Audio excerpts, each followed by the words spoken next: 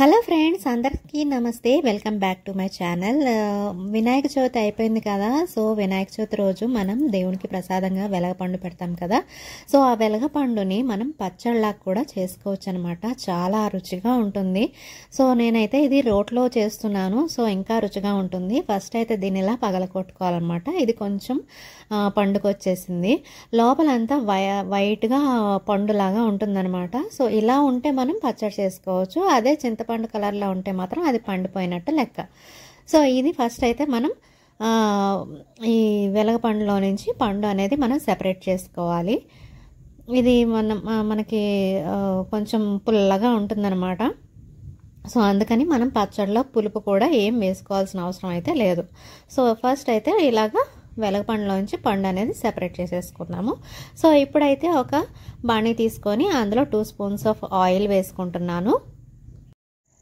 కొంచెం ఆయిల్ వేడెక్కిన తర్వాత 1 స్పూన్ ఆఫ్ జీలకర్ర, 1 స్పూన్ ఆఫ్ ఆవాలు, అలాగే ఒక 1 స్పూన్ పచ్చిశనగపప్పు, 2 స్పూన్స్ ఆఫ్ ధనియాలు, 2 స్పూన్స్ ఆఫ్ తెల్ల నువ్వులు, ఇవన్నీ వేసుకొని కొంచెం దోరగా వేయించుకోవాలి.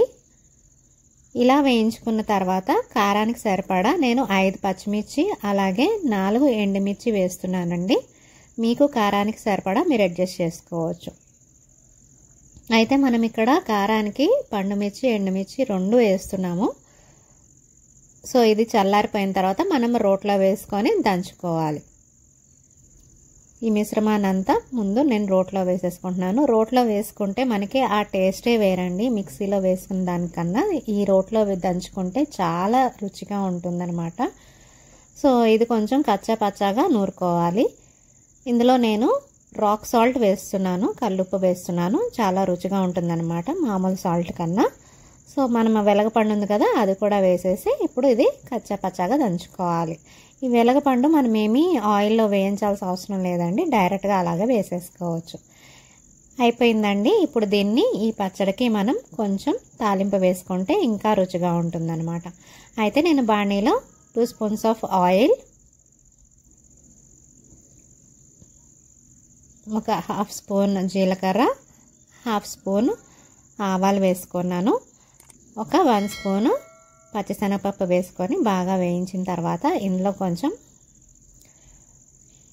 ఎండుమిర్చి కరివేపాకు వేసుకొని మనం నూరుకున్న పచ్చడిని ఇందులో వేసుకొని కలుపుకుంటే చాలా రుచిగా ఉంటుందండి. అంతే అండి, అయిపోయింది. వేడి వేడి అన్నంలో ఈ వెలగపండు పచ్చడి వేసుకొని తింటే చాలా బాగుంటుంది. నచ్చిందా? అయితే నా ఛానల్ని సబ్స్క్రైబ్ చేసుకోండి.